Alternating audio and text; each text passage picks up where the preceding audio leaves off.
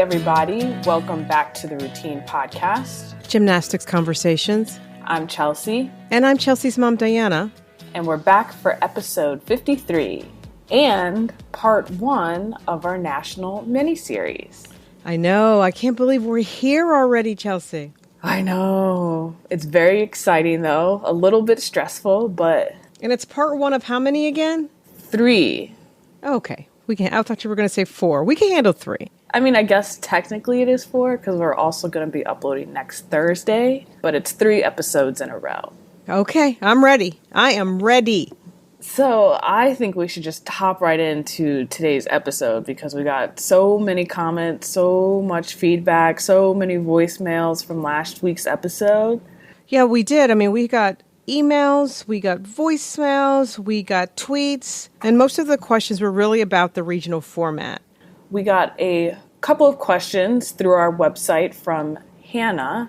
She's new to the college gymnastics scene and was wondering how the preseason coaches poll works. So the preseason poll determines what the top teams are at the beginning of the season. I did a little bit of research. I didn't find much information, but what I do know is that it's the Women's Collegiate Gymnastics Association, so WCGA, it's their preseason poll, and it's voted on by the coaches. And each team is able to gain points, and then obviously the team with the most points is the preseason coaches poll winner. But that's really all of the information that I got. I'm not sure how many points coaches are able to allocate. So if any one of our listeners has more information about the women's preseason poll, feel free to tweet us and then we can let Hannah know. Perfect. She also asked what the difference between NAIGC and the NCAA are. We actually did an episode on this during our summer series last year. We spoke with Tim Michaels, who is the president of NAIGC, and he really broke down the differences between the two organizations. We really did have a really good discussion about this with Tim Michaels. Long story short, NAIGC is much more like club gymnastics. Any and all levels can participate versus the NCAA, which obviously has a lot more structure to it. But again, I think listening to episode 32 can really give you a lot more information, Hannah. So thank you for your questions, Hannah. Just a reminder, if you guys have any questions, feel free to visit our website and there's a place where you can submit questions. And speaking of the NAIGC, we actually got a message from @CarrieBear on Twitter, and she shared an Instagram post of Kate Foster. She is currently competing in the NAIGC, and one of the events that Tim Michaels was talking to us about in our previous episodes was the decathlon for NAIGC Nationals, which were this past weekend in Daytona Beach, Florida. And Kate actually competed in the decathlon, and she has a prosthetic leg. I'll link the videos on our website, and please check them out, guys. It's so incredibly awesome. So congratulations, Kate, and keep enjoying gymnastics and killing it at NAIGC Nationals. She got second in the all-around, so congrats to her. Moving on to the question that we left you all with for last week's episode, where we asked how you all felt about the new regional format. And that was clearly a good question based on all the feedback. Generally speaking, I think people wanted to keep the play-in meets, but people had varying opinions whenever it was to be decided when those meets would be held. Well, and I think generally speaking, people love the new format. And I think generally speaking, we love the new format too. I definitely did. We got an email from Ashley, and she said, I was fortunate enough to attend the entire Ann Arbor Regional, and it was the most exciting experience I've ever had as a spectator. From the play-in meet to the regional final, each session kept you on the edge of your seat. Not to mention the gymnastics was unreal. I do have some ideas on tweaking the format. Move the play-in teams to compete the weekend prior to regionals in 2 sessions at 2 separate sites. The reason for adjustment is to eliminate back-to-back competition days for everyone. With this adjustment, we can then combine NCAA Nationals with USAG Collegiate Nationals to one weekend, alternating semifinals and finals with Thursday/Saturday and Friday/Sunday, making the weekend one big and happy gymnastics fan fest. It's a good idea. I mean, there's this off weekend, so of course some teams would have the off weekend, but I think it's all better than having gymnasts with the possibility of competing 3 days in a row. Yeah, and that was really the reasoning behind a lot of people's comments. The majority of people said that, yes, there's a weekend before where there's no gymnastics happening. Why not do the play-in meet during that weekend? Mm-hmm. Ashley's idea was really the only one that I got that said combine NCAA Nationals with USAG Nationals, which is a interesting idea. And I think you could go either way. You can combine it or you could leave them separate. The key is that you use that weekend for those play-in teams to compete. And then we also got a voicemail from Elizabeth. Hi, Chelsea and Diana. It's Elizabeth from Denver, where I'm very excited about Denver's recent win at the Corvallis Regional. However, it does bring up the topic of the format. I do believe the Thursday meet should stay as part of the competition. However, much like basketball, I do believe those teams competing in that round should compete one weekend prior to the Friday-Saturday meets we had this year. That way, those teams are given an adequate chance to compete and fully qualify to nationals, possibly pulling off a major upset in the process. That's what these tournaments are all about. That's what will help grow the sport. Also, I do hope people stop calling it regionals and start calling it what it is. Those teams that made Saturday's finals this year competed in the Sweet 16 for gymnastics. That's a big deal and should be respected. I hope you guys have a safe trip to nationals, and I look forward to more episodes.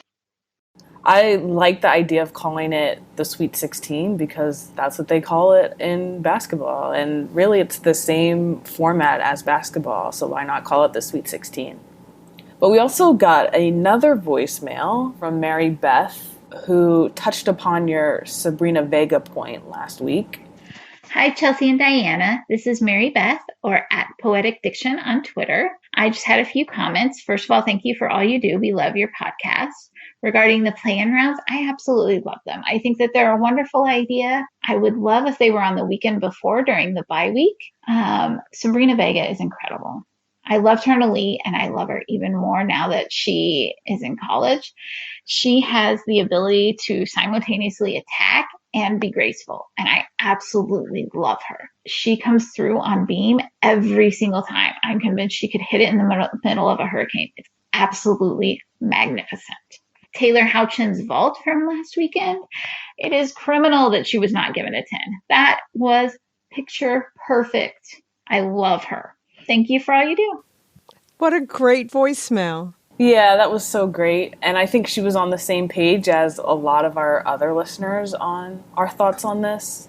And then a thread of comments that we got from Sam is a Dancer, who is a Florida fan, which I think is interesting to get her perspective on the regional format. She said, there's no need to put a 2-meet weekend on teams that in most cases aren't going to make it past Saturday.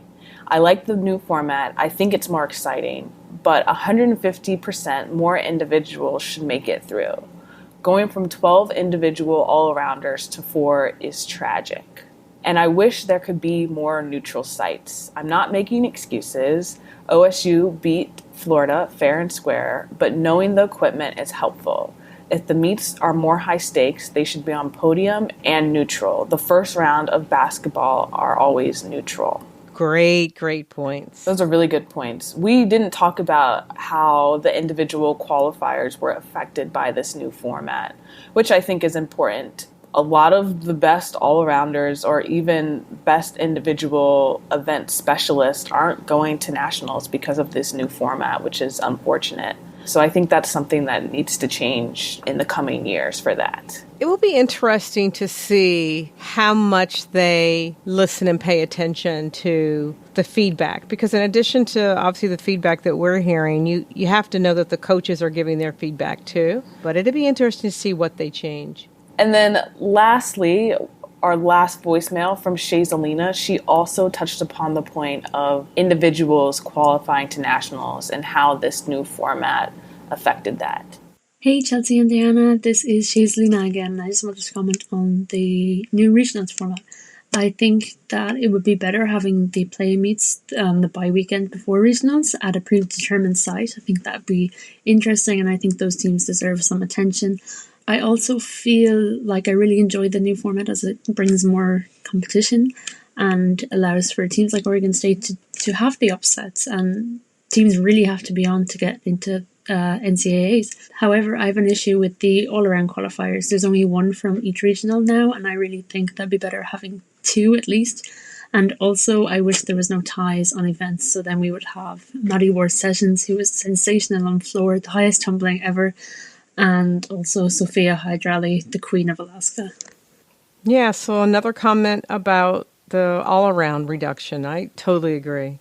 Because you have teams that have really good gymnasts, really good all-around gymnasts, and they all can't make it. Yeah, and then I forget who tweeted us this, but they said that people that advance to nationals as individuals, it should be determined by their RQS score, which is interesting. But my thoughts on that is that if individuals are determined by RQS, then teams also need to be determined by RQS, which kind of defeats the purpose of regionals and the play-in meets and being good on that day. Mm-hmm. Right, exactly. And then the last comment we got on this topic, which actually sided with Mom, I wanted to be sure we added this one in. Thank you, daughter. From David Hayes. He said, not a fan of any kind of play-in. There are enough meets to use the qualifying scores efficiently. Similar to what we were just talking about, qualifying scores. At the end of the day, that's what they're for, to qualify. Yeah, and it goes back to the point of if you don't want these gymnasts competing week after week, day after day, why don't we just use the scores that are already calculated? I mean, I think the bottom line is there's a lot of different sides of this whole thing.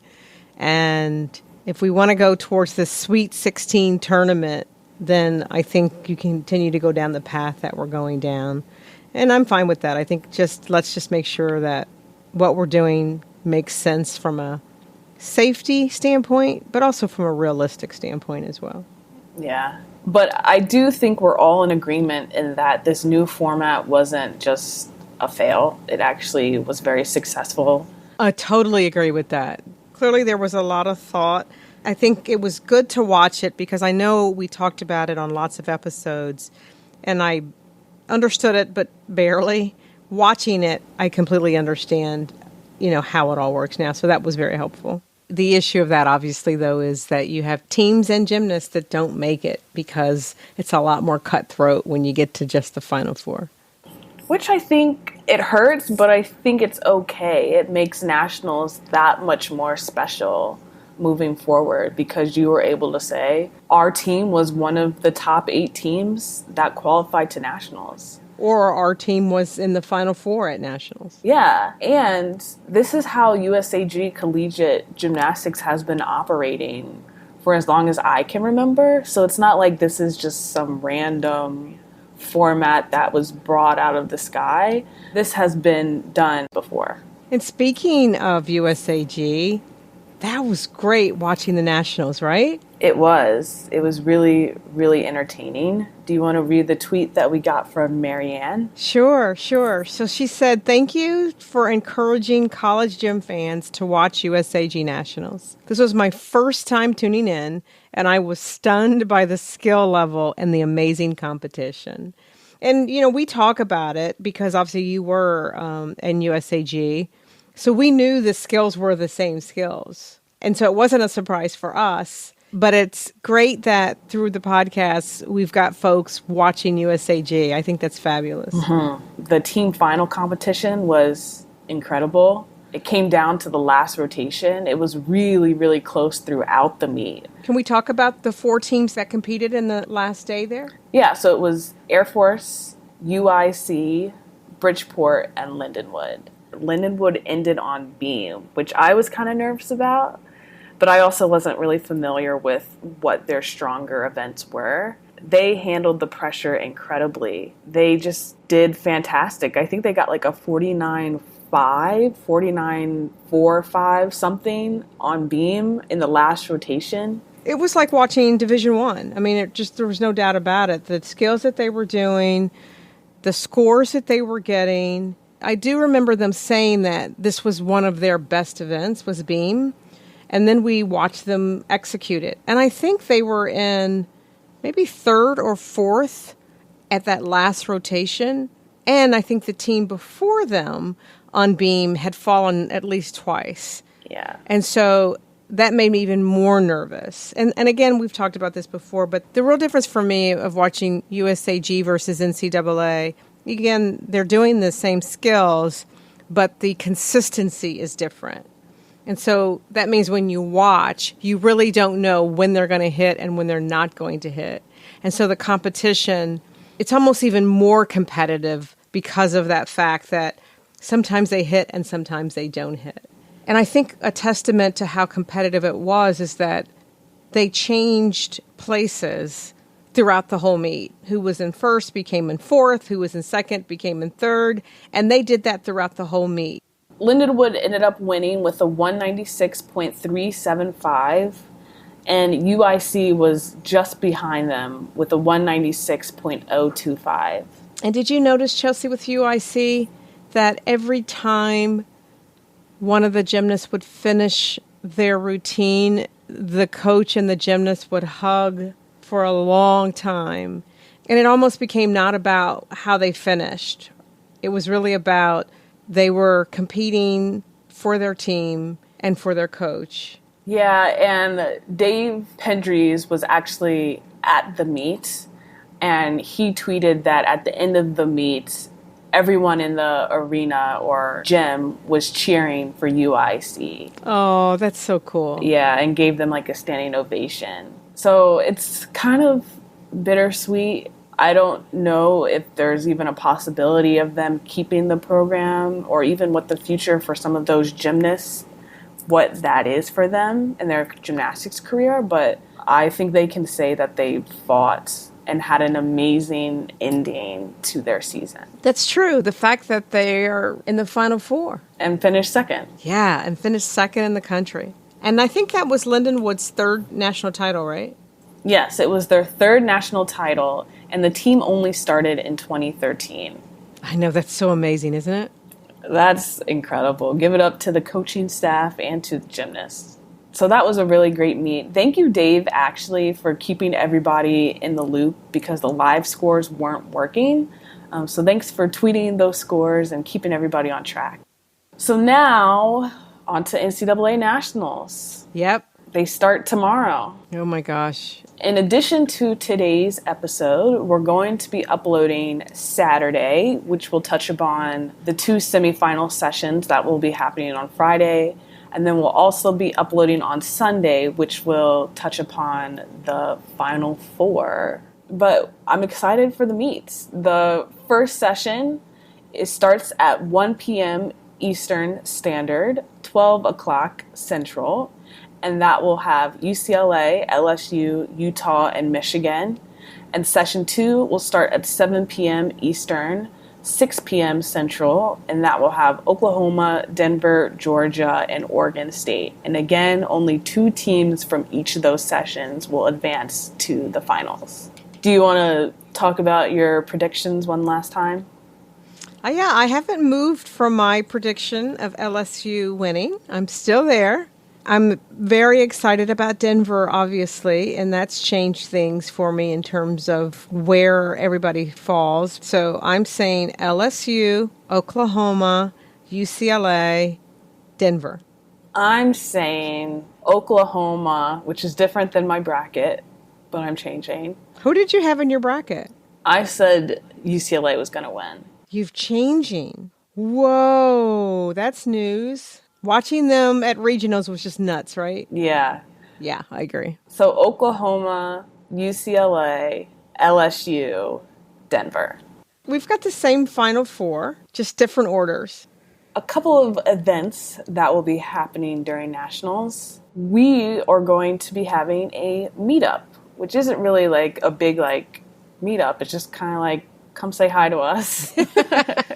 So like we did last year, we're going to be doing a meetup after the first session. Probably somewhere outside if the weather is nice. But it's going to be at the arena, and we'll probably hang around for like 45 minutes after the meet for you all to come say hi to us. Yeah, we'd love it. I mean, obviously, we love voicemails, we love tweets, but we really love to meet people in person. And so if you're there, make sure, and I guess you'll tweet our location. Yes, I'll tweet our location as well as probably a picture. So come say hi to us, no pressure. No, and we love to say hi to folks. Another event that is happening that I wanted to mention because I think it has a great cause behind it is the WCGA Flippin' 5K Race and Festival, which is happening on Saturday at 10 a.m. And this is actually going to benefit the Collegiate Gymnastics Growth Initiative, which I think is really important. So if you all are available for that, go to that event. And I think it's going to be a great way for other gym people to meet each other. So if you want to sign up, visit wcgagym.com. So I'm looking forward to nationals. I hear a lot of you all are going. If you all are going, tweet us. Let us know. I think it'd be cool to see how many of our listeners are going to be at nationals. Yeah, I'm very excited. The fact that we might witness the amazing gymnastics that we witnessed last nationals makes me very excited. We've got these two amazing teams in Oklahoma and UCLA. And then in my case, you've got Sarah Finnegan that's going to be competing from LSU. It makes me very excited for what we're about to witness. So it's just going to be a great weekend of meets. Fun-filled, fantastic weekend of gymnastics. And I can't think of anybody I'd rather watch it with. Oh, you say that now. So hopefully we'll see you all in Texas, and hopefully everyone has some safe travels getting there. And we look forward to meeting some of you all. So if you liked today's episode, be sure to give us 5 stars on the Apple Podcast app. Also make sure that you subscribe so that you never miss an episode. And if you have any comments or questions for us, like Hannah did at the beginning of the episode, you can tweet us at Routine Podcast. You can email us at info@theroutinepodcast.com, or you can leave us a voicemail on our website. Clearly the voicemail button still works. Thank you all for your voicemails this week on our website, theroutinepodcast.com. And you do that by going to the top navigation where it says be a part of the conversation. You click that, scroll to the bottom, you'll see a microphone. Click the microphone and leave us your voicemail message. Awesome. We can't say see you in St. Louis this time. See you in Fort Worth, Texas. Is there a Texas saying? Everything is big in Texas. All right. Well, hopefully they have a big bed with big pillows and big sheets. And we'll see you all in Texas. Bye. Bye.